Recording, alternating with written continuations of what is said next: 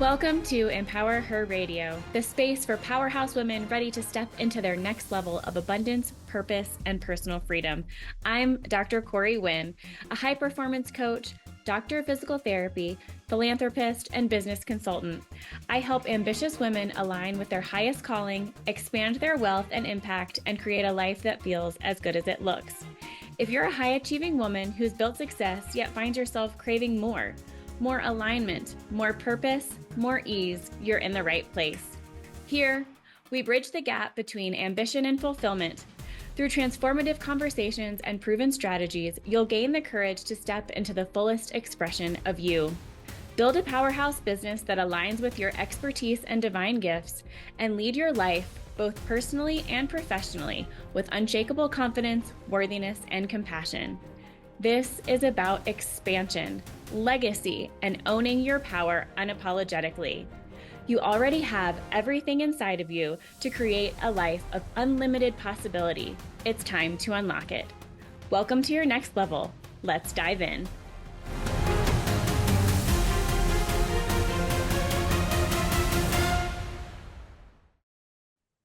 This episode of Empower Her Radio with Dr. Corey Winn is brought to you by Her Quantum Rise, the private coaching experience for the woman who refuses to play small.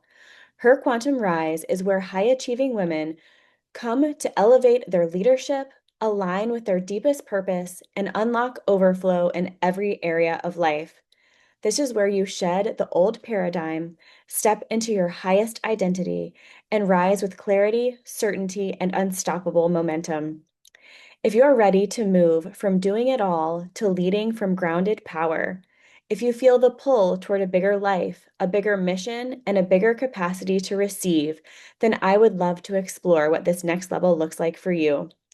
Book a complimentary call at www.corywin.com/free call and step into the room where your expansion becomes inevitable. Your rise starts here. I am so excited to have Dr. Aumatma Simmons back on the show today. In case you missed our first interview, you can head back and listen to all the things women in fertility. Dr. Simmons is an award-winning naturopathic doctor, board-certified in endocrinology, two-time best-selling author, and host of Egg Meets Sperm podcast. She's the founder of Madre Fertility, where she helps women uncover the hidden blocks to their fertility and create customized roadmaps for their reproductive health. Welcome back to the show. Good to be here, Corey. Thanks for having me. So we were just chatting before I started the recording. You posted a reel within the last week that said, in 20 years, most men could be shooting blanks. Can you unpack this? I was like, what? We always talk about female fertility. What about male? Yeah, male fertility is on the decline. We know that it's been on a decline for, gosh, at least the last 70 years or so. Oh, wow. And what's cool about male fertility is that we can track the numbers, right? It's like such a tangible way to understand fertility. Female fertility is super complicated. It's so complex. But male fertility is really simple. There's three factors that we track: count, motility, and morphology. And what we have noted for the last 70 years, motility and morphology are technically new variables. So they don't have them from back in the 1970s or whenever they started tracking. But we have counts. And what we've noticed is that what we considered normal for that time period, which was about 120 million, that was a low bar. 120 million sperm per ejaculate in a man. Now, what's considered normal is 40 million. And what we see is that most men don't even hit that bare minimum, right? Like above and beyond that would be amazing. But even the bare minimum is not being hit by most men. So what is happening? And what the graphs are showing is that the rate of decline of this count is so close. And it's like in the last 10 years or so, it's like started a steep drop instead of this like slow, steady decline that we were observing. Hmm. So male fertility is like about to just disappear. And yeah, it's um it's kind of scary. It's kind of Yeah. interesting. It's a little When bit I thought 20 Handmaid's years, oh my Tale. gosh. Yes. Yeah, and that honestly that statistic was is actually 5 years old already. So we've got 15 years. Wow.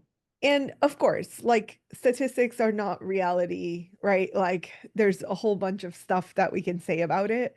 And I've had these conversations on platforms where people are commenting and they're like, they're going to comment back like, oh, this is bullshit. Like, stop with the fear mongering because blah, blah, blah. It's not, it's just a statistic.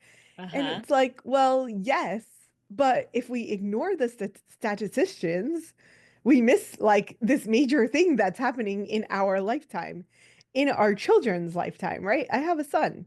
Right. I want Right. him to be able to have children so that I can have grandchildren. Right. So this is very relevant and it's a wake-up call. It's not like we can't turn this around. This is a dead end, like humanity's just going to stop existing. It's But we're teetering towards that like reality of Handmaid's Tale, which was like, such an old book, but there's some truth to it. And right. yeah. Well, and I mean, you and I both obviously are more from the preventative side of things than, okay, now it's already happened. What do we do? So, fertility is so often seen as a woman's issue. How is this information being presented? I mean, I had no idea, so I'm assuming that the greater population is unaware as well. So, how many people know about this? Not a lot. And what's sad to me is that even fertility doctors are not paying attention, Mm-hmm. right? So you go into a conventional fertility clinic where they do IVF, IUIs, that kind of stuff. Mm-hmm. What most men get, the message that most men are getting is your sperm are perfect. It's her age, it's her egg quality. Mm-hmm. You're not the problem, right? And Right. that's what they're hearing. And I just had a call with one of my patients who he's 53. He's a functional medicine doctor. So like really well educated, really like kind of already at the cutting edge of all of Right. the medicine stuff. And his wife is 41 and she has Hey, that's my husband and I. That we've got 11 years between us. 11 and a half. Anyway, sorry. Tangent. Yeah.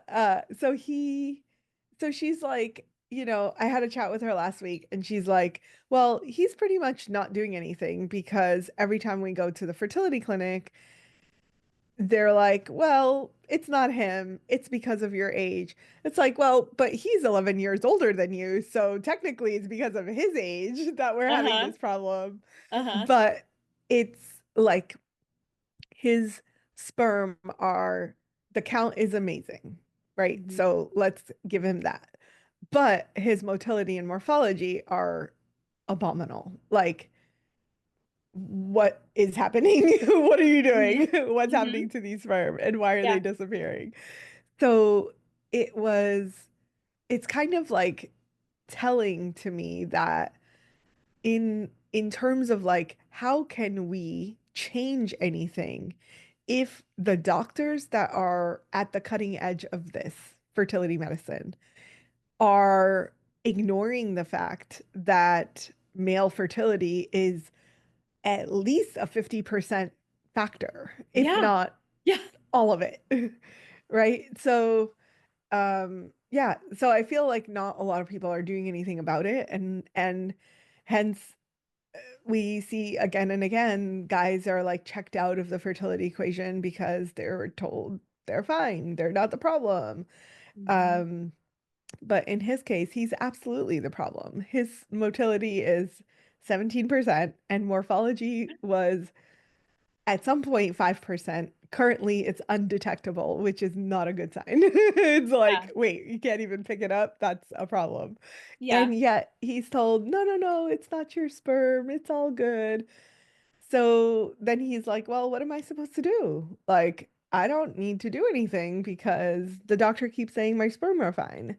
Yeah. And I'm like, well, you just have to look at it differently. Like, yes, in the IVF world, they're okay. Hmm. They can pick out a good sperm and say, hey, mate with this egg and fertilize it and voila.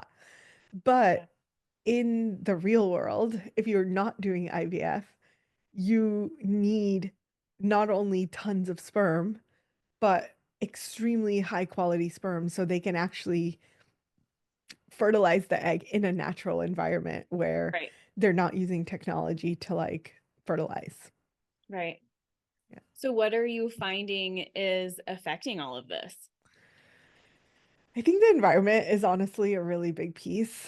It's it is kind of annoying to keep saying it, Uh-huh. like yeah, it's the environment. But the reality is like plastics are everywhere. There was a recent study that came out that showed that it was some part like some meat. I don't remember which meat it was that they found like 20% or 20 times the amount of plastic that they would expect to find in a cut of meat in in this food that we are now consuming. Hmm. So it it kind of leads to what are like we really need a wake up call in terms of the amount of toxins because there's a direct correlation. We know that plastic in all of its forms, I don't care what BPA, BPS, BPF, like you Uh-huh. name it, all of it Yeah. is going to have a negative effect on sperm. We know that through many, many, many studies. This is not like new information by any means, but the plastic is being found in meat. Hmm. So, like, what are we doing about it? We're making the problem worse because now, like, I think it was Costco meat. So you have this meat that was grown, but then they like wrapped it in plastic and like sealed it closed. So now it's in this like cooking environment. Basically, it's Uh-huh. being heated in this plastic, and the meat is like absorbing the plastic. So Mhm. now you have 20 times the amount of exposure that you would normally have. And that's just in one serving.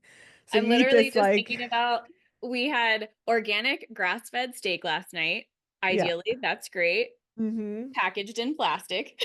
Sitting Mm-hmm. there thinking, Yeah. what does that really mean? How healthy is Right. that? Yeah, like we're paying extra for this steak or whatever to be grass-fed, to be organic, to be hormone-free, Right. yet it's being wrapped in plastic. Right. So it's not super helpful. Well, and If just to pause for just 1 second, got some blood work years ago and it showed that I had high levels of plastics. And I Mhm. went to my doctor and she said, well, everybody does. And I was like, plastic should not be in my bloodstream. That's not Yeah. part of any Yeah. nutrient that should be Yeah. there. Anyway, go ahead. Yeah, it's true. Like we all have it because it's so prevalent. Hmm. It's coming from receipts. It Yeah. like just touching a receipt is allowing this substance. I think what's in receipts is BPA. So that rubs against the surface of your skin. Your skin absorbs all of these things and then it stores it. So Mhm. that's we're just talking about one toxin, right? There Right. are like on average, a newborn child is born with 340 different toxins floating in its bloodstream at birth. Mhm. So it's like, okay, so that one thing affected the sperm. Now we have phthalates. That's going to be in literally everything that is fragranced. And for men, I've noticed they love their cars and they love to have their cars smell good. So Hmm. there's always those like car, like the car fragrance things, or Uh-huh. they're blowing some stuff into it. And then like they want to clean their car. So it's like all the chemicals to clean the car. literally all of it is exposure to Mm-hmm. chemicals and toxins that are then negatively affecting their sperm. Mm-hmm. So we get into like, we can break down so many different toxins, but in general, like we're just inundated. And it takes kind of a really good mindful detox to be able to go through and find all of the places that your chemicals and toxins are coming in for you. Mm-hmm. Um, Another place that I talk about a lot is the PFAs, and those are often in all of the non-stick coated pots and pans that we're Uh-huh. using in our kitchens. And it's like my husband and I had this fight when we got together because he's like, "What do you mean? How do you cook without nonstick?" And I was like, "You'll get used to it. We're gonna be okay."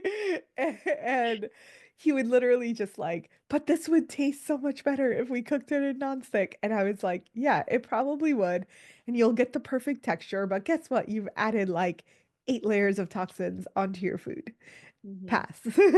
Uh-huh. So so he had a kind of a big curve to like just be able to get on board with not cooking with that stuff. So that's another big one. And then health and beauty products. And men are not using health and beauty as much, maybe, Mm-hmm. but they're getting it from the soaps, the shampoo, the conditioner, so when you ask a guy like, well, what health and beauty aids are you using? And he's like, what? I don't use anything. But like, it's not going through his mind because it's not a specific thing that he thinks about. Right. But he's picking up a bar of soap wherever, oh, it smells Uh-huh. good. And I was it's just gonna say it's my just the husband uses the like exposure. Dove men hair, body, face, all the things. Yes. Yeah. Like all in Yeah. one. Yeah. And like companies are getting smart, right? So they're gonna I've bought into it a few times. Or my husband, who I've been training for so many years, he'll like read the labels, but he's like, look, it says phthalate free, fragrance free, Uh-huh. BPA free. I'm like, yeah, but that doesn't mean it's non-toxic. Yeah. And he's like, but it says non-toxic right here. And I'm like, yes, let's flip it over. Let's see what's in it. Mm-hmm. And it's not toxin free. So what we don't understand is that a lot of the chemicals that are used in health health and body care products are going to be able to skate by with claiming that it's toxin free or claiming that it's Right. clean or phthalate free or whatever because they like sneak it in other ways. And all of it doesn't even have to show up on your label. So Mm-hmm. if they label it, great. But if they don't, then what? Like it's just in there. Yeah. So I think men are getting exposed just as much as women, I think. And we have a lot of data about how things affect male fertility because it's easy to measure. Right. So we have so much feedback about, oh, this chemical or the, let's say mercury or fluoride that was in your water supply is going to impact the sperm counts. There's data about it. Mm-hmm. So I think that those environmental factors are a big one. And Okay. then I think the last factor that we don't think about as often, but I think men are getting exposed more than women, are the technology devices. So phones in pockets, especially on the front side, are going to have a bigger impact on the testes, which are hanging out right next to that phone.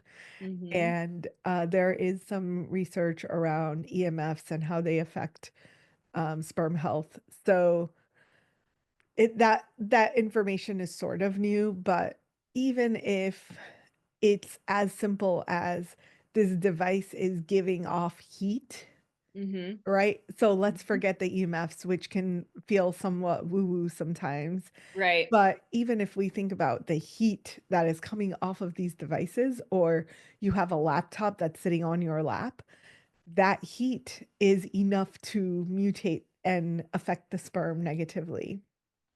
And the reason the testicles are hanging outside of the body is so that they can stay cool. Right. So we're literally like hitting the sperm and the testes, it, doing exactly the opposite of what the physio the physical design of our bodies was meant to do, Right. right? Right. So yeah, so I think those are the big ones. And then stress has a huge impact, sleep has a huge impact. So all of the lifestyle factors are going to have an effect on fertility. Yeah. But I think the biggest ones are these like sneaky environmental chemicals that no one's talking about, especially for men. I think Mhm. that it's a huge factor, and we really need to uh, kind of like guide our partners sometimes Mhm. in like, hey, don't buy that anymore, or and like my husband and I constantly having that conversation because he's literally like he loves things that smell good, that make him smell good.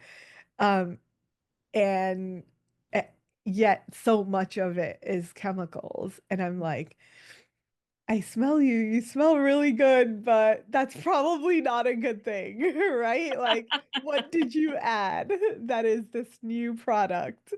And he's like, oh, I just bought this new soap. And I'm like, oh my God, please stop. Oh, that's so Um, funny. so, yeah, Well, and you talk about all of these toxins, and in the one hand, it's like, okay, now I'm scared. Like, I mean, I'm not trying to have any more children, but mhm. for humanity as a whole, I'm sure a lot of our audience is going, "Oh my gosh, well, now what do I do?" Is there anything that we can do to rid our body of these toxins that are already here? Well, the fastest, like, yes, there are detoxes that we can do that are specifically designed around these specific chemicals to get out of the body. So there's definitely a way that we can speed up the detox process. We can support our liver. So, like, easy things to do would be to eat things that have artichokes or artichokes themselves. They're really supportive of the liver function. There are dandelion root tea, Mhm. right? Love dandelion Burdock root. root tea, Mm-hmm. putting burdock root into our food. Those are all like really gentle ways to just support, make sure the liver has what it needs to continue kind of supporting that detox function. Because Mm-hmm. our bodies are designed to be able to get rid of stuff, right? So I Right. don't want to give the impression of like, no, that's it, you're screwed. Right. But to a certain extent, we just have to be mindful because if you're exposing 30, but you're detoxing at like a 1%, you're like that gap is too big for your body to catch up. So those toxins are going to go and store somewhere in our Right. bodies. And Right. often chemicals, toxins are stored in fat. Mm-hmm. So if you start gaining fat, right? You're gaining weight, often that's your body like trying to sequester these chemicals that it shouldn't have and put them away somewhere. It's Right. like a protective mechanism to Mm-hmm. allow you to still continue functioning. Right. So often, like getting rid of the exposure, going from 30 to 5, is going to help support how much your body has to deal with. Mm-hmm. And then you increase the capacity of the liver. One of my favorite ways that you might also be using is castor oil packs. Oh, So no, I this don't. is and we can put a link in the show notes for people to know what it is and like where to get it and stuff like that. But basically it's this like flannel cloth that you soak in castor oil, ideally that castor oil is organic and cold pressed and in a glass bottle, right? Like Right, common sense, right. but I'm gonna say it anyway. Yeah, but I mean, it's true. And then you just put like usually like a tablespoon or two, and then you lay that over your liver, and then you just go to bed. Okay. And so when I learned this, it was literally a flannel cloth, and then you would like, this sounds now in retrospect, this sounds very bad. But we would basically put saran wrap over it to hold it in place because it's so messy. And like, what do you do? So then you're exposing yourself to the saran wrap, which, Uh-huh. like obviously not a smart thing to do. But luckily now there are lots of castor oil packs that have Velcro or they tie or whatever. So Hmm. there's like easy ways to make this doable where you could do it every night, couple nights a week to just support your liver to make sure that it's detoxing as well as it can. Okay. And it doesn't feel like anything. I usually feel like I get better sleep on the nights that I remember to do the castor oil pack. So I'm like, oh, I slept great. I feel more refreshed. And I supported my liver in detoxing extra Hmm. garbage. So Yeah. that's a really easy thing to do that we can integrate just as a lifestyle thing Yeah. to make sure that we're getting rid of the all the garbage that we're putting Yeah. in. Well, and And I then think, oh, mhm. sorry, go ahead. No, no, no, no, go ahead. You had mentioned, cookware and whatnot, and I'd heard that getting rid of nonstick a while ago. But then the ceramic nonstick came out that's considered Hmm. non-toxic. Is Hmm. that true? Is it better? Is it the same? Is it, what from a scientific standpoint, where does all that stand? What do you recommend for cookware? Uh, So there are different levels of cookware, Yeah. depending on how much you're willing to invest. Yeah. Yeah. So when I first started thinking about all of this, I went to the extreme and I was like, oh, I'm gonna get the medical grade titanium, which is like the most solid level of cookware you can have. It's nonstick naturally, Okay. and it will not leach anything into your food at all, like zero leach. And you can um the the salespeople for this like here compare this thing that was cooked in cast iron or something, which is also relatively toxin free. um Compare that flavor to something cooked in medical grade titanium, it's like drastically different. Mm-hmm. So that's one option. Uh-huh. The lesser expensive options are things like stainless steel, and it has to be a specific type of stainless steel. It needs to say 20-10, which is like it's a stainless steel that won't actually leach most of the Uh-huh. time. Mm-hmm. Um, but if it's like a 10-8 or something, it will leach. It's like a softer metal, from what I Okay. understand. I don't know the Okay. technicalities. So you want to look for the right stainless steel. Mm-hmm. And then you have things like cast iron, which do leach iron, which is, like mildly beneficial for some people. And it has a really interesting way of cooking. People get nervous around cast iron because, oh, I don't know how to take care of it, and what do I need to do? And they kind of get it in their heads about it. Um, and then there is the new ceramic stuff, which um there is what is it called? Like the everything pan or something. It that one, so there is a resource that I will share. And this blog kind of does the best job, I think, at keeping current and like reviewing stuff as it's coming out. Mm-hmm. It's wellnessmama.com. Okay. I'm not affiliated in any way, Uh-huh. but it is my resource. So I will often go and plug things in there and see if Wellness Mama has anything to say about this specific product that Yeah. I'm considering. Uh-huh. So, so I think I saw that pan on her website as like relatively safe, but the way that I've learned to think about things is like new things come out all the time that are like, oh, this is latest and greatest and it's clean and this and that. And then 10 years down the line, they're like, oops, yeah, sorry, we didn't tell you about that chemical because we didn't think it was relevant. Right. And um, so it makes it a little bit hard. And I feel like I'm at that point in my life where I've been around long enough that I'm like, let's give that 5 or 10 years and Yeah, then see uh-huh. if it's still safe. Yeah. Let's Um, see. so yeah, that's my personal philosophy on stuff. I tend not to bring things into the house that don't have the track record of like, hey, this has been studied for a very long time Mm-hmm. and like nothing has changed in the production process and we know that it's safe. Mm-hmm. Um, but I'm also like super obsessive and Mm-hmm. and Well, but it take less matters. I risks. mean, just even after our first interview, I went through my house and got rid of so many other things that, had kind of crept back in over the years. Or I have a Great Pyrenees mix dog, and getting the dog hair out of the laundry is like an everyday Oh feat. my God. But you know, I don't quite know how to ask this because I just sit here and think about how incredibly educated you are and how the scientific community really works for these things. Are you seeing any trends with patients Ye who just maybe aren't as aware of what's going mm, on or don't yeah. have that knowledge and education? Is it disproportionately affecting certain people? That's an interesting question.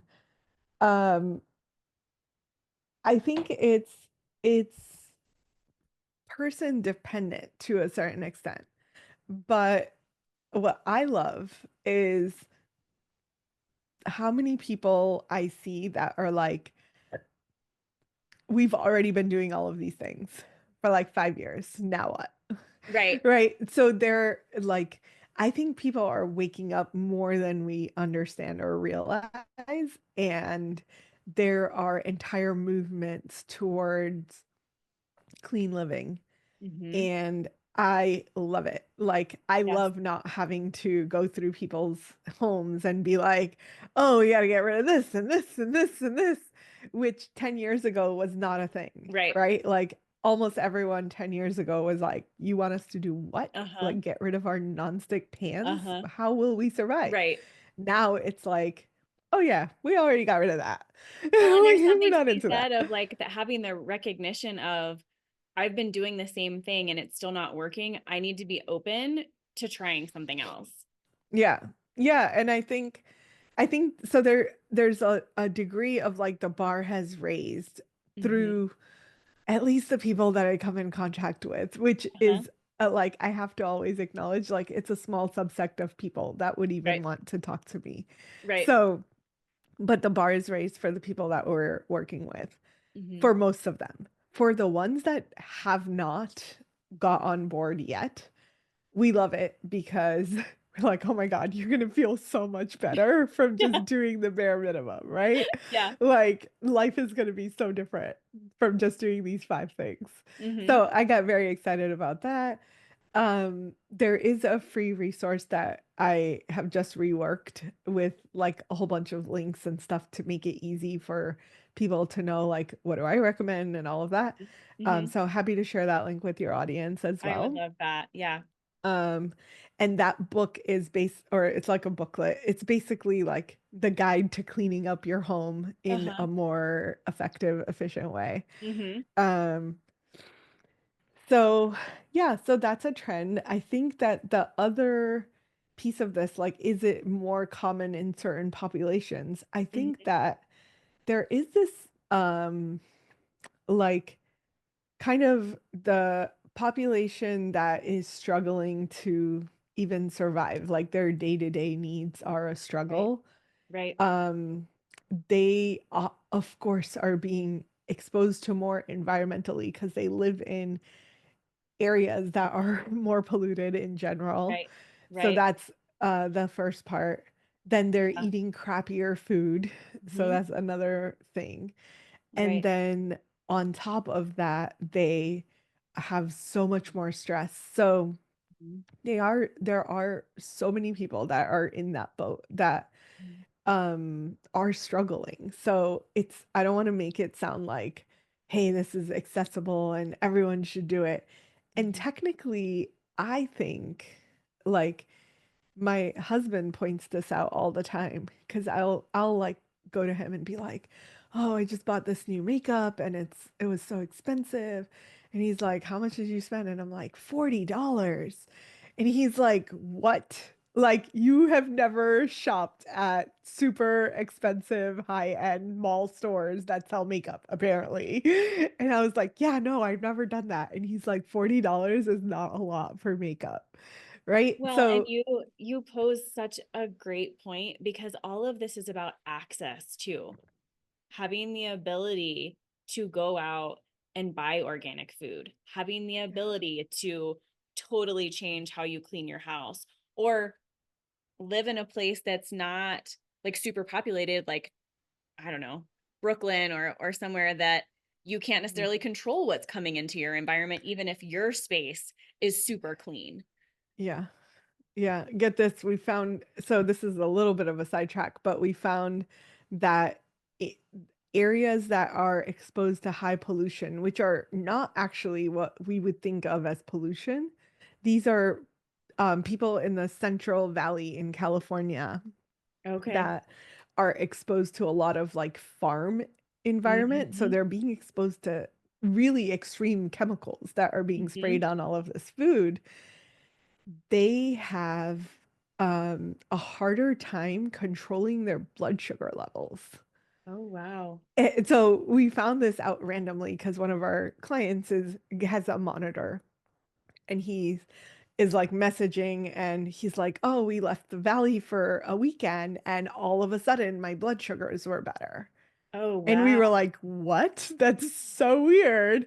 So we started researching to see if there was any connection. And sure enough, there is a link between blood sugar levels and the air that you're breathing in. Oh, wow. And it's like, wow, what? Like, so then you wonder why certain populations around the country or even the world have high rates of blood sugar and diabetes. It's like, well, they're being exposed to more. Like Well, you India, think for about example. I grew up in North Carolina, but I lived in South Carolina for a while, and South Carolina is in right in the middle of the diabetes belt and it's considered the diabetes buckle. It's like the worst in Wow. the whole country, and it Wow. is so much farmland, hog farming, Oh, turkey farms, I mean, interesting. tobacco and cotton still. Yep. Yep. Um, And those are all plants. Those are all farming farming practices in all of those industries are extremely toxic. mhm, So, mhm. yeah, Wow. like I believe it. Yeah. Yeah. Well, and I want to be super respectful of your time, but I have like one more question. Yeah. We talked a little bit about products and whatnot for women and clothing. What about Mm. for men? You know, where should they be looking for their soaps and their shampoos and things? And then, you know, I mean, cotton underwear. Like Yeah. what are your recommendations? Yes. Oh, thank you for asking that because we did talk about it for women, but men are also being exposed to polyester plastic underwear, and Hmm. it's just as bad for the men. Uh, it's especially bad if that underwear is also tight Hmm. underwear, so you're better off in boxers than briefs, right? Like let the testicles breathe, Hmm. get all the airflow, and then like making sure that it's cotton. And this has been our internal conversation with my husband and I for a little while. Every time we go shopping, we're looking at labels to see how many clothes we can find that are cotton. Uh-huh. And he was like, no, Zara is amazing because it has all of this cotton clothing. So sure enough, we like walk through Zara, and in the men's section, most of it was 100% cotton. You walk next door to the women's section, and almost all of it is polyester. Oh, wow. It's the same brand. So what is Yeah. happening? Yeah. Yeah. I was like, this is impossible. You can't find women's clothes that don't have polyester. Hmm. But cotton for men is actually a lot easier. You can find 100% cotton t-shirts. You can buy a pack of them for like $10, right? Right. Like Right. go to Walmart and get yourself Hanes, whatever, Hmm. cotton t-shirts. Hmm. So you can like if the goal is health and it doesn't need to be crazy expensive, you can do and get away with a lot. On the men's side, it should be really, really, really easy. It's Uh-huh. easy to buy 100% cotton boxers, briefs, and t-shirts. Those Okay. are the bare minimum. And then Okay. jeans are good, or cotton lay pants or whatever. Yeah, like all of those things are available. Hmm. I think they're easier for men than women. Okay. It just takes enough of a wherewithal or your observation to be like, Hmm. oh yeah, this is cotton, this isn't. Yeah. So Yeah. just look at your labels and buy stuff that's 100% cotton. Yeah. And what about like soaps and things? Where are you guys Uh, finding those? Soaps are there are a couple of brands that are always clean. Dr. Bronner's is one of them. Hmm. Hands Hmm. down, can always trust that it's clean. Okay. And Dr. Bronner's tends to work pretty well with most men. Hmm. So that's an easy one. Shampoos, that technically you can use Dr. Bronner's as a shampoo also. I Uh-huh. have not done that. But I have a list on the resource that I was mentioning is Okay. it's basically like a detox guide.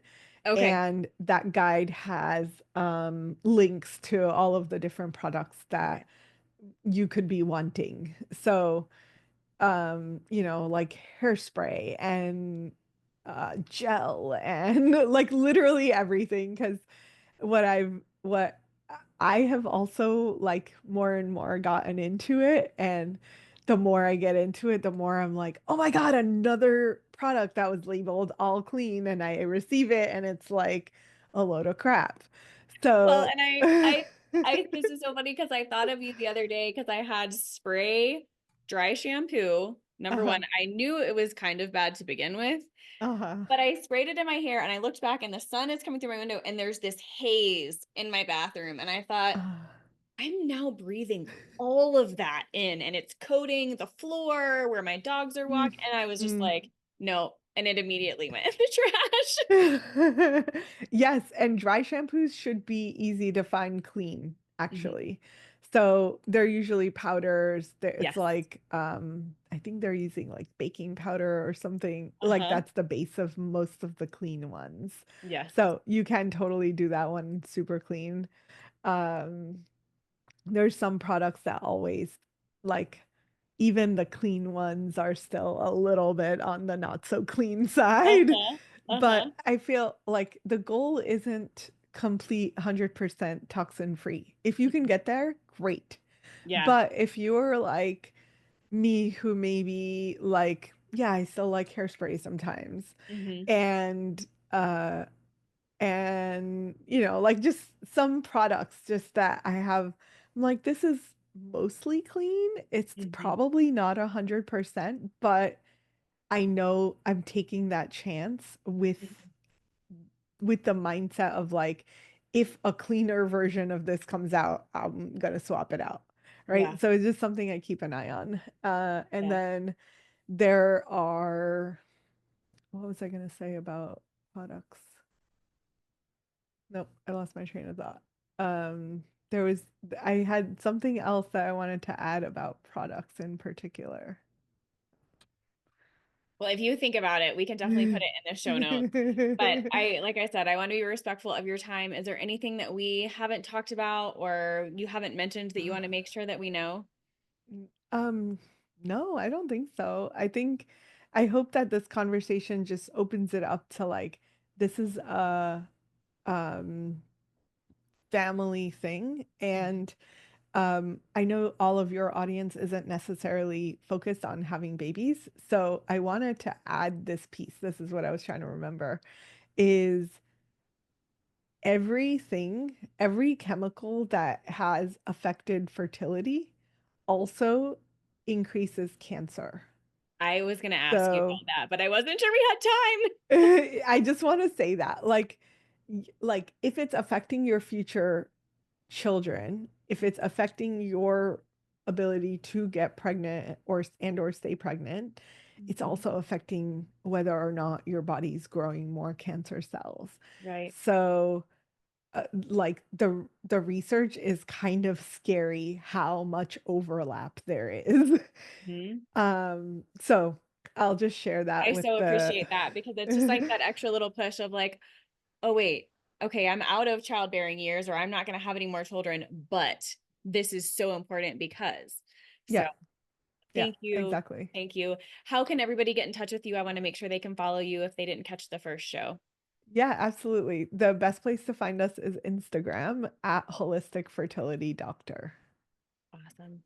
Thank you so much for coming again. I so appreciate all of your resources, all of your knowledge, and I know that this show will help a lot of people.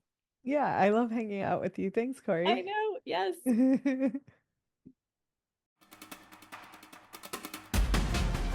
As we close out today's episode, I want to leave you with this. Your next level is already within you. If you're feeling that pull for more clarity, more alignment, and more courage to step fully into who you're meant to be, this is your invitation to take the next step.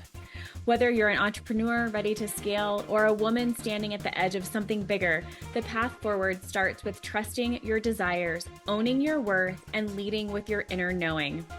This is exactly what I offer: private VIP coaching, and where I guide women inside the 10K Club and 50K Club through consulting with She Sells and Superhuman Selling to help you gain clarity, step into aligned action, and build a life and business that reflects your highest vision.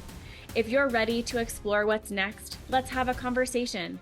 Book a free call now at www.corywinn.com/free call. I can't wait to connect with you. Talk soon.